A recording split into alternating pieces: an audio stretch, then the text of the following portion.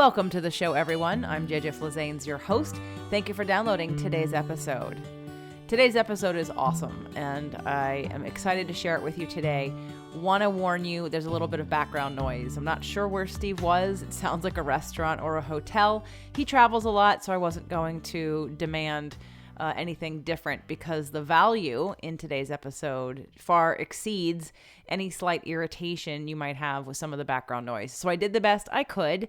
I just wanted to warn you up front. So pay attention to the words and the conversation because it's literally gold. Today's show is awesome, and I'll tell you a little bit more about Steve in a minute. I do have a few announcements. So first and foremost, today's show, Napping Your Way to Millions. We talk a lot about the connection between law of attraction and metaphysics and literally making a lot of money and finding the right business ventures and purpose for you. And it's coming from a different place of someone who's been very, very successful and wanting to bridge the gap between sort of what the general population think of multimillionaires and people who are doing investments and buying and selling businesses. You'd think, oh, those people don't necessarily use law of attraction principles. Well, they do. And Steve is a clear example of that, and I so appreciate that I actually was going to air this show on health and wealth when I launched that soon, but I thought it was appropriate now. And it's even more appropriate now because I have launched and opened up enrollment for my Inner Circle Mastermind. There are 2 Inner Circle programs going on right now. One of them is the membership, and you've heard a little bit about that. That is $9.99 a month, and that gets you access to 1 group coaching call a month that's live, 3 to 4 episodes a month. You get 3 30-day manifestation challenges for free. You get guided detoxes. You get a whole bunch of stuff. And that is the membership. And again, it's $9.99, and you can go to jjflazanes.com/inner circle. But more importantly, what I'm looking for and what I'm wanting to offer to you, those of you that are listening, is a mastermind centered around this mind, body, soul concept. This idea that we need to live a balanced life and that inspiration is really our key and our ticket to following the path that has been laid out for us or that we're looking for to leverage energy, to leverage inspiration and creativity, to have abundance. And that is why I started the Inner Circle Mastermind. There are only 15 people in it, and currently I have 8 spots left. There is a little bit greater financial commitment than some of the other programs that I have. However, it is 50% off the regular rate if you were to buy all the things sort of separately. And we close registration in the beginning to middle of January. So if you are someone who runs a business, owns a business, wants to start a side gig, and you don't want to do it from the place of killing yourself or being completely out of balance or wrecking your life by ruining your relationships and your health to try to attain money, if that speaks to you, it's a conversation that we need to have. It's not something where I'm going to send you to a link. Literally reach out to me, jj@jjflazanes.com, and let me know that you might be interested in joining the mastermind. Again, there are 8 spots left, and I have given a money back guarantee that you will make back the investment you put in. Just this year, though, because since it's new for me, I wanted to have the focus be on really supporting 15 people to make a significant amount of money out of business or side business and really give you that guarantee. So there is the mastermind, the Inner Circle Mastermind. So if that speaks to any of you, because again, I will close registration in a few weeks, please reach out to me, jj@jjflazanes.com. Now, the membership you've been hearing about, that's jjflazanes.com/inner circle, and that link will be in the show notes. And last but not least, we have the January Releasing What Weighs You Down. One of the things Steve talks about in today's episode is about clearing, and he's teaching a technique or talking about a technique called Ho'oponopono. It's a Hawaiian clearing technique that actually I also just recorded a show on. So I will publish that in the next couple of weeks, but if you want to know more about Ho'oponopono, we're going to have a show on that. So if you feel the need to have sort of the extra intervention of clearing some of the emotional blocks, I just highly encourage you to come to Releasing What Weighs You Down in January. There will not be another live event for you to attend until 2021. Make sure to check the show notes. I am using them more these days. So if we mention a link on the show, or I've mentioned a link here in the beginning of the show to let you know what's going on in your community, in my community, then there will be a link to access whatever I'm talking about a little bit more easily. So go underneath wherever you're finding this podcast, and there should be links to all the things that I'm talking about. And one more exciting thing I'll let you know about. I had the distinct privilege of interviewing Mariel Hemingway last week, and next week her show will air on the podcast, but it is up and live on video at my YouTube channel right now, which is jjflazanes.tv. So we talk about health and happiness and her journey and how she's doing what she's doing, and I think it's a really fun interview. So if you want to see it instead of listen to it, I definitely recommend to check out my interview with Mariel Hemingway, the first of at least two, on jjflazanes.tv. So now let's talk about Steve. Steve Little is an acclaimed serial entrepreneur, venture investor, philanthropist, and mergers and acquisitions expert, well known for generating accelerated value growth and high exit multiples for his clients. He sold his first company at age 15 for a significant six-figure sum and never looked back. He's led 6 successful startups of his own to private acquisitions of over $100 million each, and provided explosive growth and lucrative exits for many dozens more. First with the top-tier Silicon Valley venture firms, and in the past several years as founder and managing director of Zero Limits Ventures. Known as the Activator, Steve has personally taught, coached, and mentored hundreds of business owners, corporate executives, and entrepreneurs, helping his clients overcome the myriad of complex challenges to develop breakthrough strategies for peak individual and team performance and conscious leadership to generate astounding financial returns. Steve is also a 4-time champion bodybuilder and powerlifter, an accomplished musician, and a dedicated and loving father to 2 amazing and talented daughters. Welcome to the show, Steve. Hey, thank you. Appreciate being here.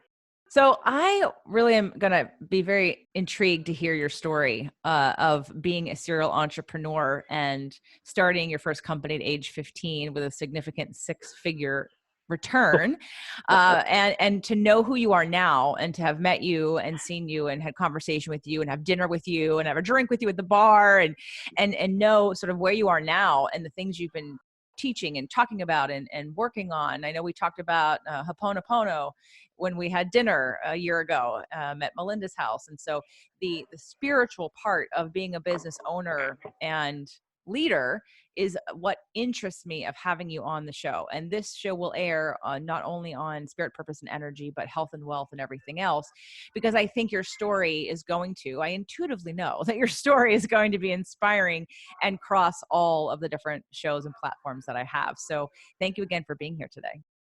Again, thanks you. I enjoy the opportunity, and hopefully it'll serve some good.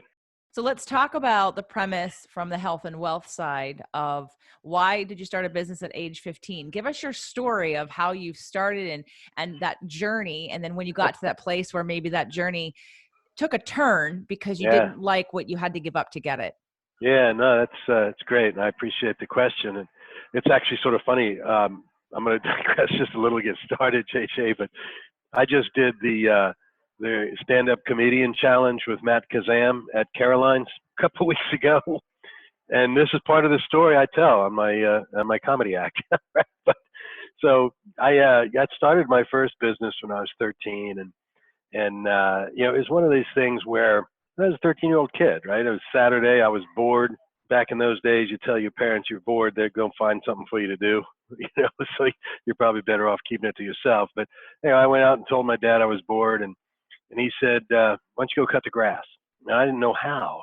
So he showed me how, and I cut the grass, and I, went back and forth a couple of times. I was sweating my butt off and, getting bit by the bugs. And I did about 4 times of that, about 15 minutes. I said, this is what any 13-year-old would say, screw this. I don't want to do this. This is no fun.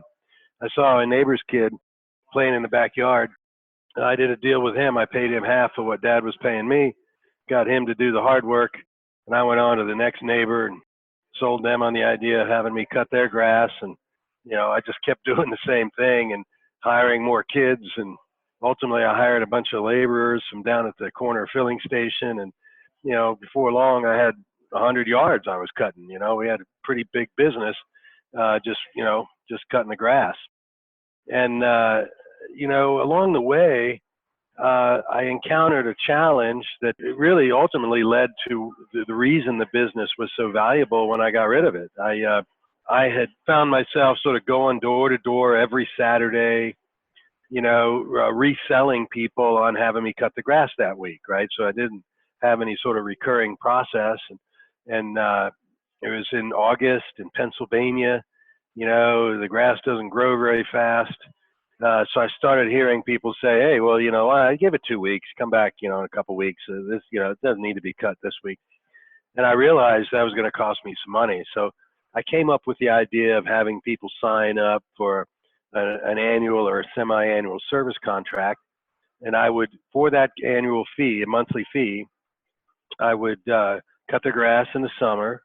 I would rake the leaves in the fall. I would shovel the walk in the winter. I'd keep their place looking nice. And I wasn't doing any heavy landscaping or anything, but I would keep it looking good. And just about every client that I had went for that deal. And, that really turned into a pretty interesting business model. Even though I didn't really understand the significance of that, it was just, literally out of convenience to me that I did it. And one day my dad comes home and says he's been transferred and we're moving. And I said, hey, Dad, what am I going to do with my business? He was a NASA engineer and he was pretty involved in what he was doing. So ever since that day, he kicked me out of the garage to cut the grass. He didn't realize that I'd built a pretty good sized business. So I went up to my room and got this notebook that I used.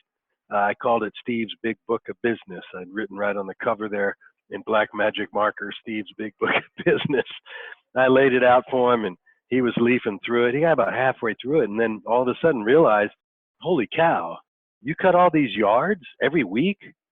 Holy Toledo, son, show me your bank book. It was like one of those moments. And, I'd saved up a bunch of money and he was pretty impressed with that. And then ultimately he said, look, I'm an engineer. I don't know anything about businesses. So I don't know how to tell you. I mean, I guess you just got to tell these people you can't do it anymore.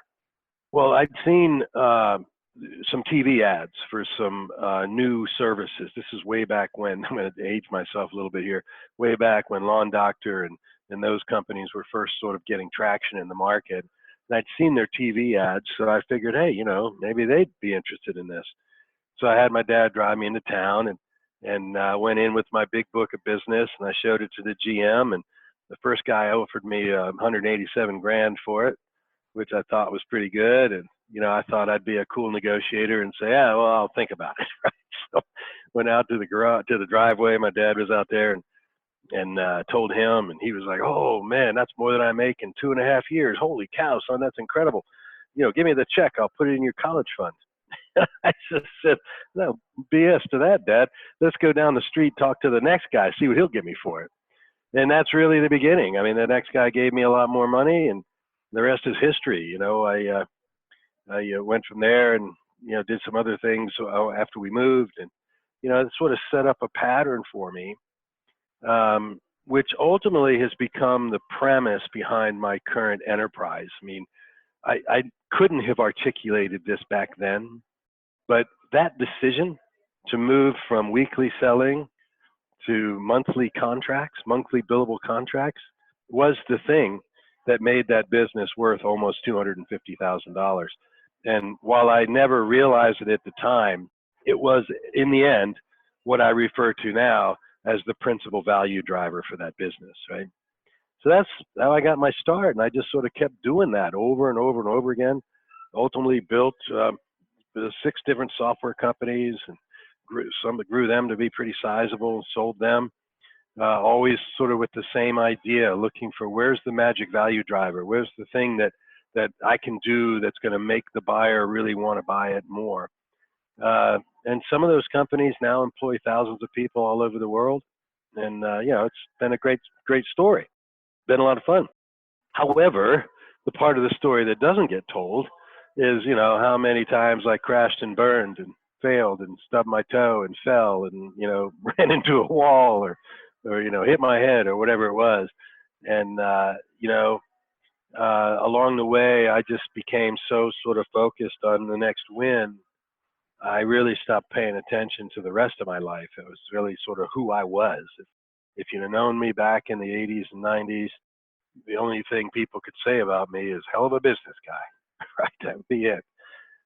So I didn't really invest in my family. I mean, I missed my oldest daughter's childhood completely. I was in the process of missing my younger daughter's childhood, and they're 9 years apart. So, it was a long legacy of a lack of involvement that I guess I could say I subconsciously patterned after my dad or something, but no excuses here. I just wasn't really a whole person. I was really only doing one thing. And it got to a point, JJ, where it was actually physically painful for me to go to work. I would get in the traffic driving from Gilroy, California, where I lived at the time, up to the Valley of San Jose to go to work. And at that juncture, I was working in a venture-backed company. One of my companies had a lot of venture money, and the venture capitalists out there have a tendency to think they own you when they've invested in your company. So I was under an enormous amount of pressure. I was grotesquely overweight, close to 300 pounds. I was under a phenomenal amount of stress. I was not a happy person. Did not have a happy family, right? And I was in physical pain to go to work. I mean, I would cry, like weep in the car sitting in traffic because it hurt so much to go to work. I get emotional just telling this story even now. And one day I just decided, hey, this has got to change. I mean, I'm only 40 some years old at the time, and I got another 50 years. I can't live like this. This is horrible. And I really struggled for a long time with how do I make this change. My lifestyle had grown up around a pretty substantial income and a reputation in the industry that I was really cognizant of, and that the investors liked me because they could make me do whatever they needed me to do, and I was really unhappy with all that, but didn't really know what to do about it, right? And it was on a trip I took to Japan. I was selling a company for the investors. I went over and I met with NTT Docomo and negotiated a pretty good transaction for the company. And I was on my way back, and I thought, this is a big win. If I'm ever going to get out, now's the time to get out. And I had talked to my wife at the time about that, and she said, look, I'm just sick of seeing you so miserable. I mean, you're miserable, we're miserable, everybody's freaking miserable, and I'm tired of it. So if you think you can find your way out, then by all means get out, and we'll back you. And so I bought a notebook at the Tokyo airport for my flight home, and I was going to work all this out, right? I was going to write a new plan for my life, so to speak, right? And I sat through that entire flight. I didn't write a freaking word in that notebook. And we started to land in San Francisco. And, I pulled that notebook out, and I was somewhat in desperation. I just wasted hours just staring out the window, wondering what to do, how do I do it?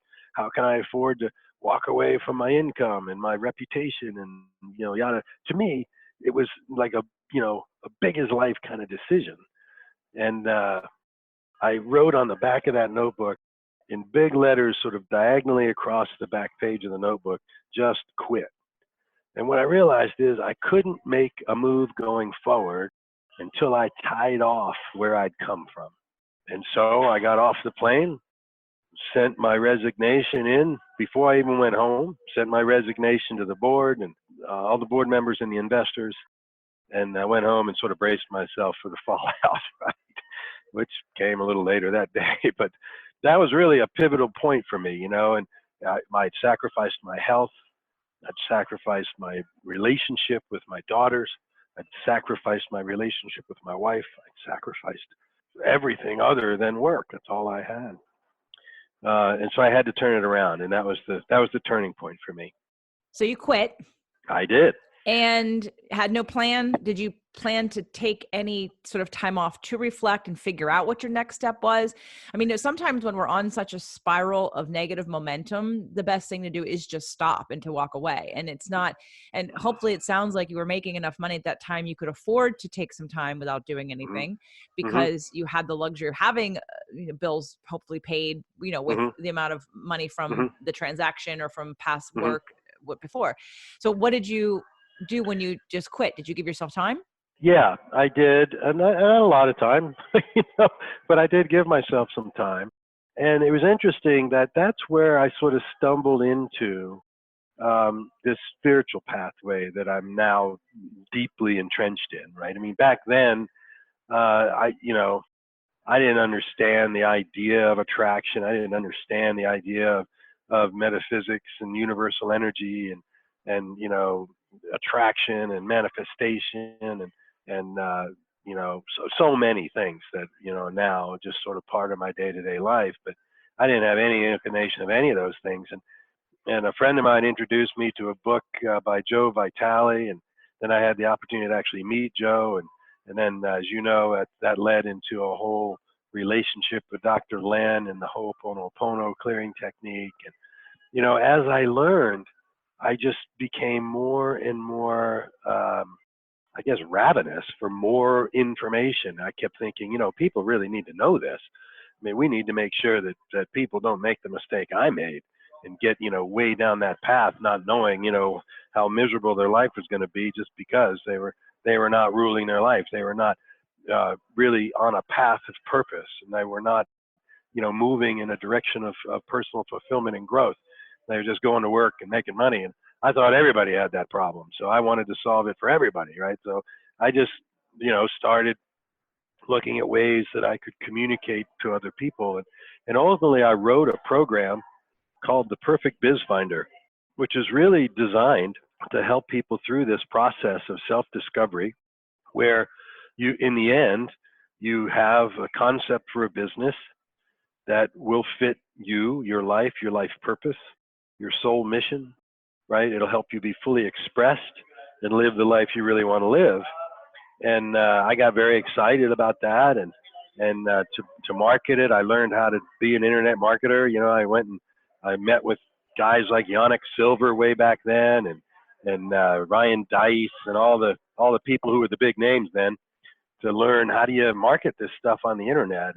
And I built a modest, it wasn't really a super successful, but it was a modestly successful internet business, selling an ebook and a a membership program that was really all about helping people dismantle these false beliefs about what has to be and reinstantiate their lives around a soul purpose and around a mission that would allow them to fully self-express, grow, and learn, and be the person they really wanted to be, have the relationships that they want to have, be in the health they want to be in, pursue the personal growth and fitness goals they wanted to, and so on, right? So, that's what I created, and that did okay for an interim, and then, as you know, those things tend to sort of fade out. And I had a pretty big community of people. We started 100,000 businesses in that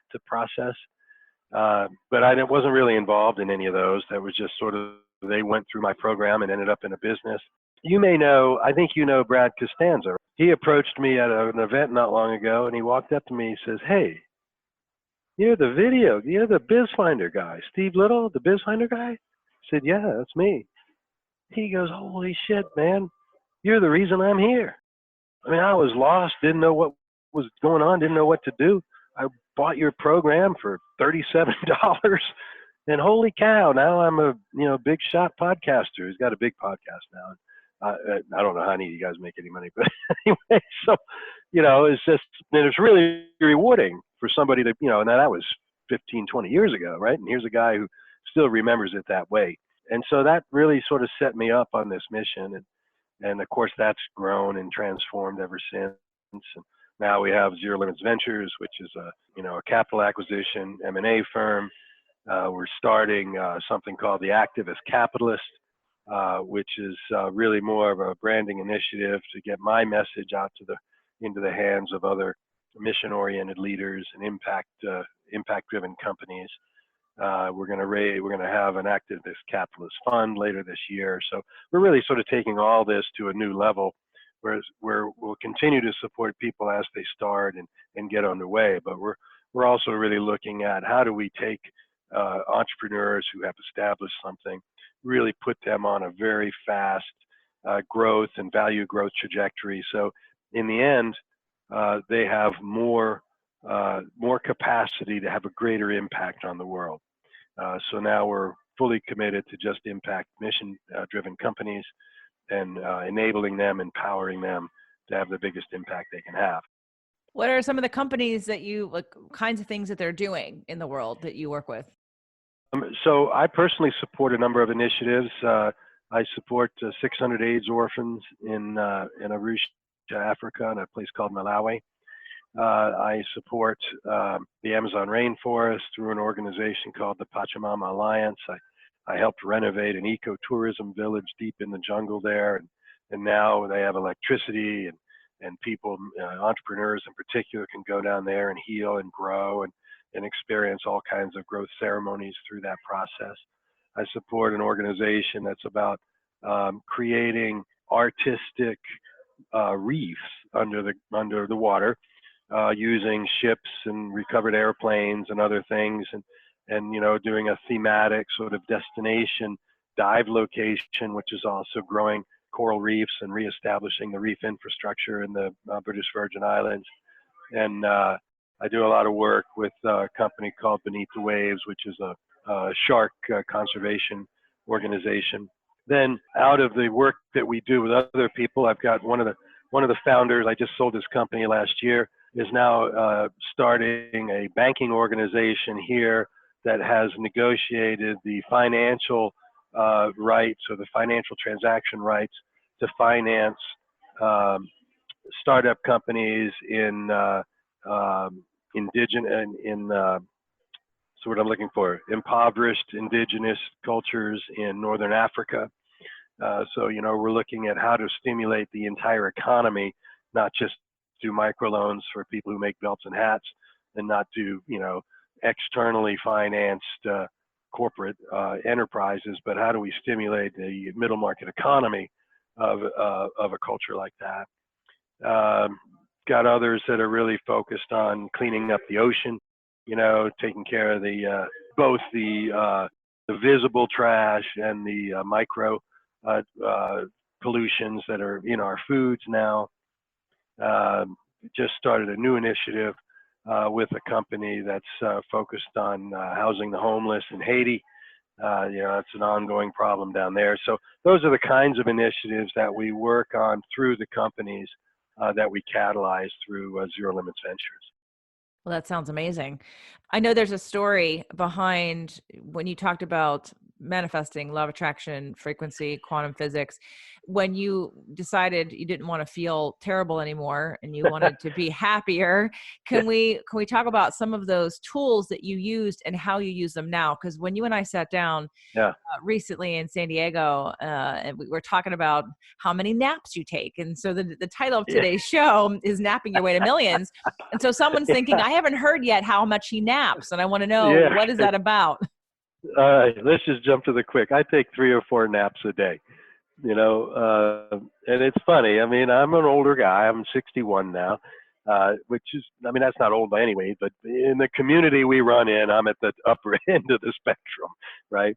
And, but what I find, JJ, is that the napping is a very powerful tool for me. And it's actually a combination of things. So you're right. As I sort of came up and was introduced to the concept of the subconscious mind and how it's really driving your experience, and that, if you want to know what you believe, look at your life, right? And your life is a reflection of what your subconscious mind believes. And if it's not what you want, then you need to figure out how to reprogram that subconscious mind to believe something other than what you're getting. And boom, it's it looks like magic. It's not magic, but you experience like magic, where the right people show up and the right money shows up and the right opportunities show up, and that gets translated into something called the law of attraction, and then that gets commercialized into something that unfortunately sort of bastardizes the fundamental. But the reality is that it's your subconscious mind that's at work, and what you really need to do is discipline yourself so that you can keep that clear of the barriers, the hindrances, the negative self-beliefs, the negative self-talk, the things that keep you constrained in whatever life you're living that you don't like, so that you can reprogram it, redesign it to support the life you do want. And that's sort of the fundamental. And that's a practice. You need to get into a practice on that. And there's all kinds of tools. The very first one I ever used was something called The Science of Getting Rich. There's a book written by Wallace D. Wattles. I'm going to say in the 17 or 1800s even. That was a long time ago, and I don't have the date right, but it's not anything new, right? But it's really a technique that's designed. It's somewhat cumbersome and mechanical, but it works, right? And I found that when I went through the exercise and I crumpled up the things that I had in my life that I did not want, and I burned it, and then I redesigned my life to be the way I wanted it to be, and I folded that paper up and carried it around with me for 2 weeks. It is true that my life began to become more and more like what was on that piece of paper every single day. So I became convinced that there's something to this stuff. Then I wanted to learn more, because that's a cool process, but it's like you're in a crisis somewhere. You can't say, well, wait a minute, let me make a list of all the things I have about this that I don't like. Let me make another list of the things that I like about it or that I want to have happen, and let me burn this one and let me do this one, and you just wait while I do that. That's not very convenient, right? So I wanted to find other tools that were more proficient, more convenient, more empowering, something you could use universally, sort of all the time. And there's tons of different meditations and affirmations and incantations and all kinds of things. But I ultimately was introduced to an ancient Hawaiian healing technique through Joe into Dr. Hugh Len in Hawaii. It's called Ho'oponopono. It's a very simple clearing technique. It's sort of like you teach your mind, your subconscious mind, to run, envision like a macro. When you say the words, I love you, I'm sorry, please forgive me, thank you, that's your mantra. And when you're saying that mantra, what's really happening is your mind is processing, your subconscious mind is processing and clearing out limiting beliefs, subconscious negative self-talk, that kind of thing. And so you're able to get clarity on whatever's happening around you immediately. So one of the things that friends have observed about me is that they'll see me in a stressful or a conflicted situation, maybe a negotiation, maybe an unhappy client or whatever it might be. And they'll see me sort of immediately, it looks like I'm sort of drawing into myself. And what I'm really doing is setting up that mantra. I might close my eyes for 10 to 15 seconds. I'm just programming that mantra in. I love you, I'm sorry, please forgive me, thank you. I love you, I'm sorry, please forgive me, thank you. And I just get it running. And then it literally runs in the background, and I can sort of go back to work doing what I'm doing. And the amazing thing is, others would tell you that their observation is time in and time again that, I'll deal with the conflict, I'll go into Ho'oponopono, and then literally 15 to 20 minutes later, that conflict self-fixes. I get a phone call from someone who says, hey, you know what, I'm really sorry about the way I spoke to you an hour ago. That was inappropriate. This is really such a bad situation. Can we do this to resolve it, right? Like that. And so I've just become convinced that this is a way of operating, it's a way of being for me that allows me to have a greater impact on the world, to have a better life, to feel better about my living, and so on and so forth, and to really help other people reach their fullest potential. So that's all facilitated by periodic naps throughout the day. So what I find is that rather than get into the turmoil and constantly try to ho'oponopono your way out, or whatever technique you use, I find that if I stop and take a 15 to a 30-minute nap every couple of hours, I'll usually start that nap with a meditation, an audio meditation or something, maybe just a mantra. Then I sort of stay clear, and I'm able to think more clearly, react more clearly, more concisely, more precisely, if you will, have a bigger impact, really see clarity in the situation, contribute more to the growth of the other people that I'm working with. I have a lot of clients say, Steve, you know what you need? You need a scribe that just comes around behind you and writes down everything you say. Because every time I talk to you, I learn something, right? Which is a great compliment, and I really appreciate it. But I like to say, well, it's not really me. It's really sort of the universe operating through me, because I'm on a mission to help you be as impactful as you can possibly be, right? So that's what the naps are all about. Plus, I don't get tired. So I stay rested, which is also useful. Well, we were laughing about how many naps you had, and you're running these multi-million dollar transactions and companies and venture capitalist endeavors. And I was like, okay, so I know you have teams of people that work on things and that don't necessarily work for you, but work with you. And it's not really you inside of every single organization. So there's a different relationship there, for which most of us don't understand because we don't do what you do, right? Most of us are working in a business as well as on a business versus working on a business and not in it at all, just working on it. And so I thought that was a great segue to understand and to really help people know that you are currently using and leveraging, like you said, all those subconscious energies to help you with whatever's going on right now to attract the right and perfect thing, and how you have leveraged, again, law of attraction, quantum physics, Ho'oponopono, subconscious mind, all these things to continue to be successful, but just in a different way. Hey, that's so great, and you're 100% right on that. I've got an even better angle though, and this, I have to admit, I did not anticipate, and I don't know why I didn't anticipate it, but thank God the universe gave it to me. One of the clients I have had a large successful company. I was representing him as to sell the company, so we'd been through our regular process with him, and as part and parcel of what I do every day, I'm clearing on behalf of my founders as well. So I'm not just clearing me and my experience, I'm clearing them and their experience, right? And he was a very bombastic CEO type, very emotional, easily angered, right, sort of guy. And so a lot of times when you're starting the process of negotiating a sale of a person's company, they become somewhat irrational at times, and very fine triggered, let's say, right? And the buyers are just trying to get information so they can make a good decision. They're not making comment on the company you've built or on you or your management style. But, those two things can clash. And in this case, he had a severe clash more than once that cost him the transaction, it cost us the transaction. Where you might have a deal on the table for $10-15 million. He has an emotional reaction to something the buyer says, responds in an inappropriate way. The buyer says, screw it, the deal's off, right? Not a great scenario, right? And so the only thing I knew to do was to start clearing on behalf of this client. It's just recognizing, look, there's something in this person that's being triggered. And that thing is a subconscious thing. He is not consciously aware, nor is he consciously controlling this behavior. He thinks he's right? And that's okay.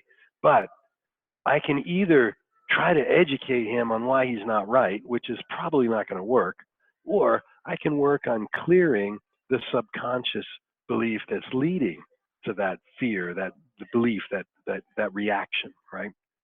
Now, so I just started doing the clearing. And eventually we got through a transaction. It was a very successful transaction. We grew the value of his company by over 700%. So he was thrilled with the outcome, which is great. But here's the thing. The big win for me came months later because I did not even anticipate the effect that all that clearing was going to have on him and his life. When I ran into him at an event in Cartagena, he came up to me and gave me this massive hug, just completely uncharacteristic of this human being to physically contact another man, let alone hug me, right? So, and I was like, wow, taken aback. I'm going, wow, that's really nice. I'm glad you're doing well. He goes, oh, I'm doing better than well. You know, something happened to me, he said. I don't know what it was, but something triggered in me. Now I'm involved in financing. You know, he's the one that's working on these banks in the impoverished nations in Northern Africa. He goes, I've never felt better. I've never been more excited. I've never been more energized in my life. And I'm just thinking, oh my God, this guy's life was transformed. I'm not taking credit, but his life was transformed by virtue of all that clearing that I was doing on his behalf, all of the issues and beliefs and negative opinions and all those things that were keeping him as this angry, volatile, bombastic entrepreneur were gone. And here's this loving human being that's just giving and giving and giving. It was amazing to me. And it's what taught me, that's sort of the final thing that said, no, no, what you're doing is bigger than what you thought it was. It's bigger than that. You're having an impact that's now multiplied its effect. Now, this guy is a loving human being who is in control of his subconscious mind and is out there manifesting incredible outcomes for impoverished nations all over the world now, but certainly in Northern Africa. And now he's a guiding light, an example, a catalyst for others to do the same. That's really what got me excited. When I recognized that is when I realized that, oh, it's really about something even bigger than I thought it was, right? Isn't that amazing? Yes. I have a couple questions. I'm with you on the when you can do something and realize there's an evolution in my business coming that has really taken the culmination of my entire life to get here. But when I recognized where it was going and what I needed to be prepared for, and how at the end of the day, what has stopped me, or I guess I've had to grow into, realizing it wasn't about me, and realizing that the information I have can change lives so quickly, so simply, and that it's my duty to get it out there, put it in a perspective that now feels so much more purposeful. And again, I can handle anything coming down the pipeline because it isn't about me. Yeah, And so I feel that when you're helping others in that way, and you're opening up something again that's deeper than just money, and it's really an energetic shift in all areas of their life, and that how it changes them as a human, it's a testament to how I teach people to use law of attraction when it comes to other people. Now, I want to know what kinds of clearings exactly that you did. I have some in my arsenal, and I want to know what you've done and what you did to that individual in particular, because many times people feel like that they can work on themselves, but they're a victim to other people's energy. And so you very right. beautifully outlined that you didn't try to change him. You just worked on what you could do, which was not only, I'm sure, the clearings that you did, but the fact that you believed and you decided to stubbornly see him in a higher frequency, and to work on that, and to believe it was there, and then to take action to even convince you more, so that your frequency was so strong in seeing him in this light, that alone for a lot of people is enough to pull them into that, at least for a minute. Whether it's sustained or not, it's a different story, but your Hmm. attention to that, it's like people that think they're victimized by their relationships, no matter what they are, don't realize the power they have in shifting it, by shifting their own perception of it, and then how they talk about it, what they think about it, what they do Yeah, about it, all in the comfort and quiet of their own mind and their yeah, own energy fields, not at all trying to convince anyone to be different or do right. anything differently. So what were some of the practices that you did, and what were the physical clearings that you did? Yeah. So it's great. I mean, it really comes back to the fundamental, right? Everything is energy. That tells the whole story. If you really appreciate the deep meaning of that statement, recognize that there is no distinction between my thinking and his thinking. There's only thinking, right? So, and it's the energetic field of communication that actually determines that outcome. So you're right on. So the kinds of things I did, yeah, I got to tell you, 90% of my clearing practice is Ho'oponopono. I just believe in it so much. It's just served me so well. It's so easy, frankly. And it's true in every dimension, right? Because here's an example. If I get in conflict with somebody, let's say you and I have an argument or a disagreement about something, it is, you know, I can say the words, I love you, I'm sorry, please forgive me, thank you. And any one of those phrases can trigger the deepest connection with you, so that you can see in my eyes. You don't even have to hear the words.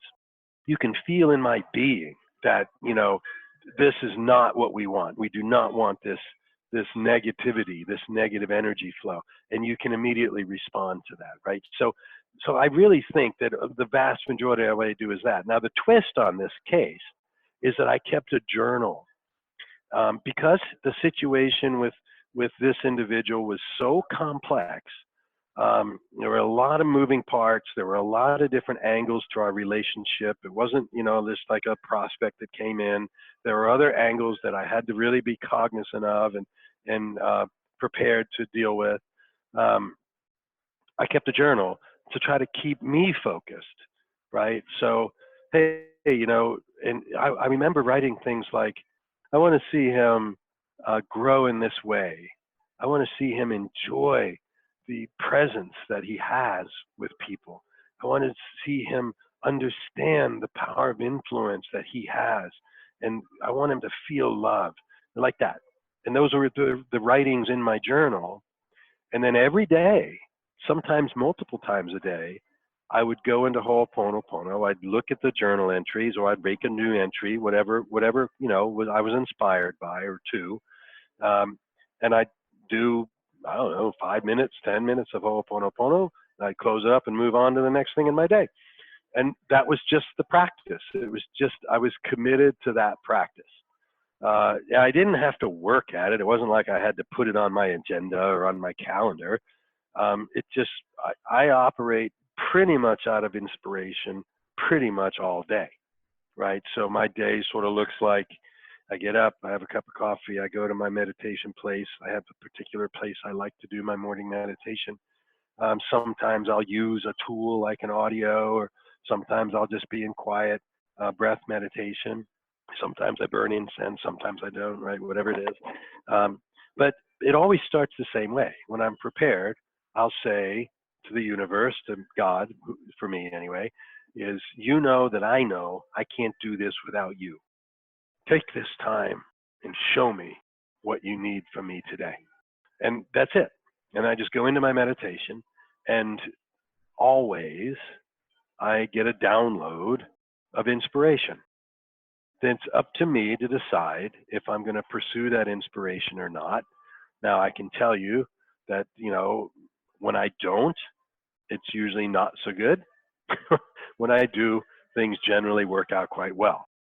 So that's where I would get these inspirations. It's like I might be in the middle of the day, and boom, I'll get just a flash of an idea, or an image of this individual in my mind, or maybe, an image of this person angry, and maybe the words he used in that angry phone call or whatever. And it's just it's clearly, in my opinion, just a reminder from the universe, hey, clear on that, clean it now, right? And it takes 5 minutes to do. So I could easily stop what I'm doing, say, okay, that image, clear it. I love you, I'm sorry, please forgive me, thank you, right? And it's just that simple. So it becomes just a regular part of what you do. It's not like I have to work at it. It's not like I have to schedule it or labor over it. That's why I choose that as the most powerful clearing technique for me. Well, you have fine-tuned your awareness of, here's an issue. I see it as a block. It needs to go away. Let's do this right now. Right? Yeah, exactly. Right. Most people have to repeat the pattern so many times, be so frustrated. And then when a suggestion like, well, why don't you clear it or spend some time on it? That first time doing it usually feels weird or like a chore because they haven't done it before. It's your understanding of the energy that makes it so easy to just stop what you're doing and in that moment do it.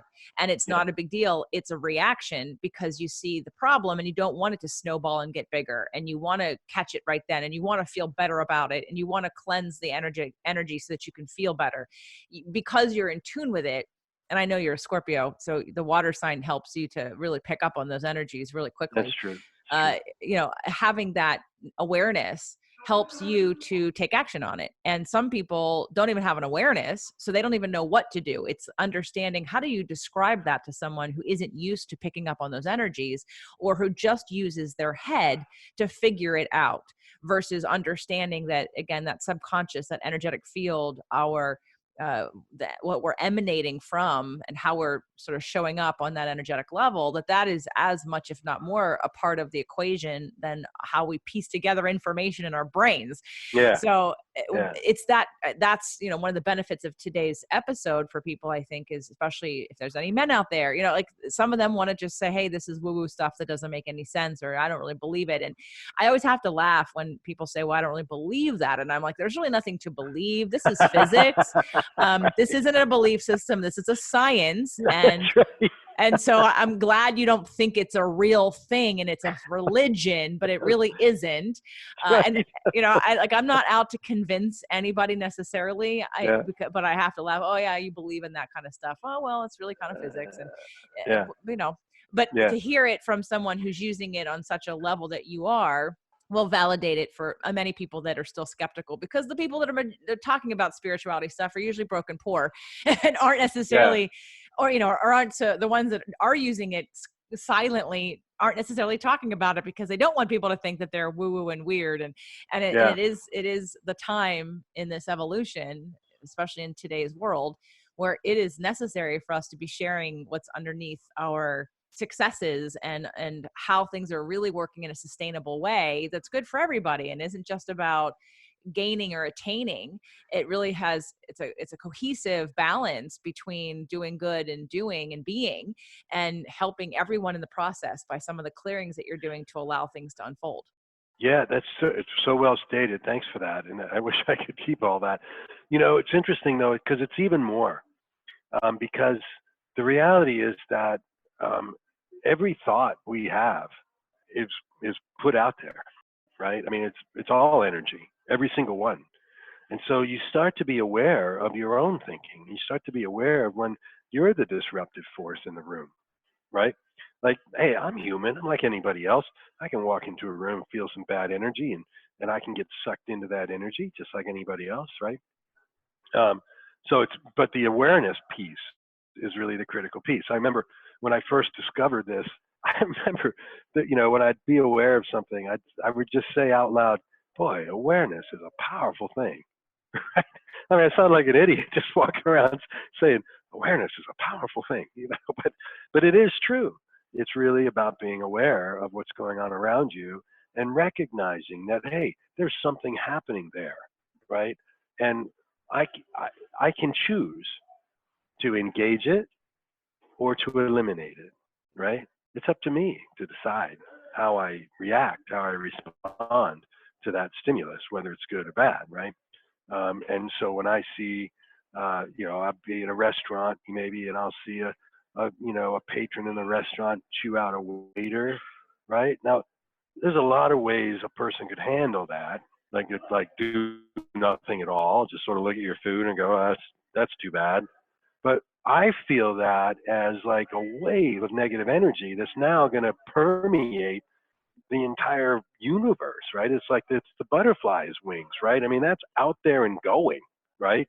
And so I feel a responsibility to clean that up, right? It's like I got to do my part. So I'm going to clean on that. I'm going to clean it, whatever it is. That's really, it wasn't the waiter that triggered that person. It was some deep-seated memory, subconscious belief, something caused that person to think that what the waiter did meant something about him or her, and they'll be damned if that's going to be the way it is, right? That's the way they feel. That's why they're reacting the way they are. I don't know what that thing is. I don't care what that thing is. I just want to clear it. I just want to eliminate it, right? Because if I eliminate it, it can't impact the rest of the universe. And this is where you take this whole concept and extend to the metaphysical side. You say, well, in a very real way, cleaning up this kind of energy field, if you could get enough people doing enough of it, right, you would in fact eliminate things like poverty and war and all social evils and so on, right? I mean, it doesn't have to be an insurmountable objective. It just has to be something that we get enough people willing to raise consciousness enough, right? I think it's 1.3 billion or something is the number we're looking for, right? Which is the theoretical tipping point for consciousness, right? So, so it's really sort of our responsibility to, to always to clean and clear. That doesn't mean I get up and go over to the table and talk to the guy and say, hey, you really shouldn't treat the waiter like that. That's none of my business. That has nothing to do with me. The only thing that has to do with me is that wave of energy the guy just kicked out, and I got to go clean that up. Does that make sense? Totally. You're being an ambassador for energy. Like you're sort of that protector. You're like a cop who sees the problem's going to happen. You're going to go take care of it before it affects anybody else because you see it and you're deciding, you know what? I'm not going to wait for this to get bigger and make things worse. I'm just going to go take care of it. No one's going to know the difference. I'll feel better. Everyone will be better for it. And there we go. That's right. Exactly right. That's it. And so imagine if everybody else in the restaurant did that, right? Then I think what you end up with is you end up with a transformation on that guy, right? The guy who was so angry, all of a sudden, he's got nothing to be triggered about because the group has eliminated that subconscious trigger. And he's the guy that then says to the waiter, hey, come over here, please. I'm really sorry. I shouldn't have acted that way. What an asshole. That's an asshole thing to do. You didn't do anything to deserve that. I apologize. That's an indication that whatever that trigger was has at least been diminished, if not removed, right? No, it's very powerful. And I mean, you're talking about spreading social consciousness, and that's kind of what I'm trying to do. Yeah, totally. I mean, with my work and my shows and what's coming next for me and wanting to really have people take ownership of their own frequencies, vibrations, emotions to kind of get out of victim mentality and know that they can make a bigger difference than they think they can just by owning some of this and just doing like what you're doing and doing what you're saying and doing the practices on yourself, and don't worry about everybody else's stuff. Leave everybody else alone. Just do what you can do. It's none of your business. If you just focus on clearing yourself, being a beneficial presence on the planet, doing what you do, and then it emanates and it refers out and people feel it and they're affected by it and it makes change. In fact, it makes greater change than yelling at everybody, telling everybody else to be different. And then they put resistance up because they don't want to be told what to do. And all of a sudden we are no further along on this process of helping the planet when you want to yell at everyone to be different. Yeah, you're totally right. Totally right. I mean, and that's really the key. And I think that once you start, it snowballs, right? Even when I started, in the Genesis story I told you, which is, reasonably accurate, I guess, it's to my recollection, I would never have imagined that I'm here where I am, an ambassador to consciousness, right? Using my business as a platform for social good by elevating consciousness.